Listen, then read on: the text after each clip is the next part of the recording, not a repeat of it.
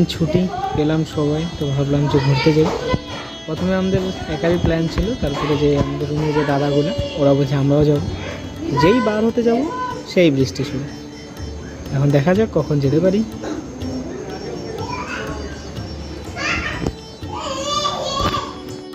বৃষ্টি তো দূরে, কমা তো দূরে থাক, বৃষ্টি এবার বেশি জোরে পড়তেছে, মনে হয় না যাওয়া হবে আমাদের।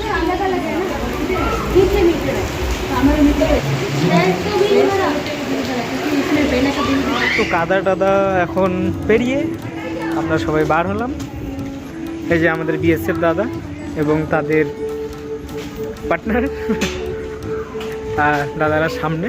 তো আমরা অনেক ট্রাই করলাম যাতে সবাই একসাথে যেতে পারি। তো অনেকটা চেষ্টা হওয়ার পর সবাই রাজি হলো এবং সবাই বার হলো। আমরা বেশি দূর যাবো না, কারণ সবারই ডিউটি আছে রাত 11টার দিকে। তো আমরা এখানেই কাছাকাছি একটু প্রতিমা দেখে তারপরে আমরা চলে যাবো।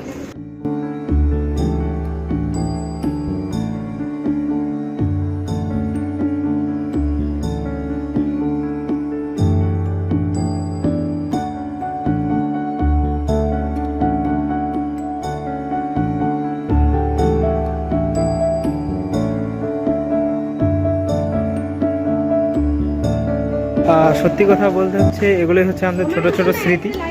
কারণ আমরা যখন আসলাম তখন একা ছিলাম, তারপরে সবাই আসলো, সবাই এরা বিএসএফে চাকরি করে এবং আসার পর আমাদের বন্ডিংটা এমন হয়েছে একদম বাড়ির মেম্বারদের মতন।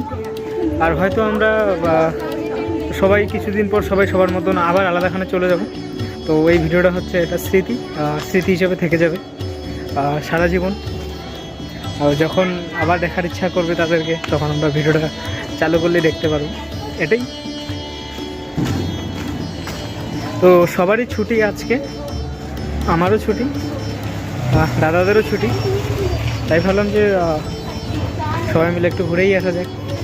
তো এ যাবে না ও যাবে না এরকম করতে করতে সবাইকে রাজি করানো হলো। লাস্টে এখন সবাই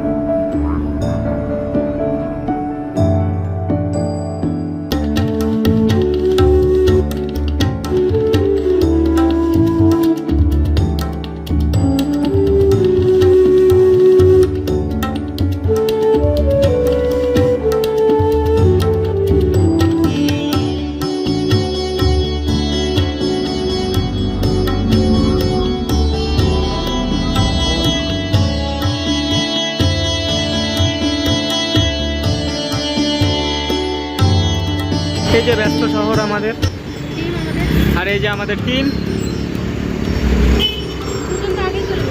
আর দুজন সামনে আছে। ব্যস্ত শহরের মধ্যে ছোট ছোট পুজো দেখতে মজাই আলাদা। তো আমাদের এটা ফার্স্ট টাইম। আর চলো এখন মন্দিরগুলো দেখা যাক।